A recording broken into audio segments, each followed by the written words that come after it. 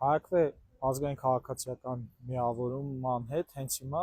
հանցագործության մասին հաղորդում ենք ներկայացնում դատախազություն, կապված հայ առաքելական եկեղեցի կրոնական կազմակերպության դեմ ոտնձգությունների հետ, մասնավորապես 209-րդ հոդվածի խախտման հետ կապված, որով խոչընդոտվել է կրոնական կազմակերպության օրինական գործունեությունը Հայաստանում, որի մասին նաև հայտարարություններ արել հենց հայ առաքելական եկեղեցին եւ որը տեղի է ունենում աշխենից առաջ եւ 441-րդ հոդվածի համաձայն, որով պաշտոնական դիրքը չարաշահել է երկրի վարչապետի աթոռ զբաղեցնողը, երկրի падգամավորական աթոռները զբաղեցնողը եւ մի շարք նախարարներ։ Բնականաբար, եթե դատախազությունը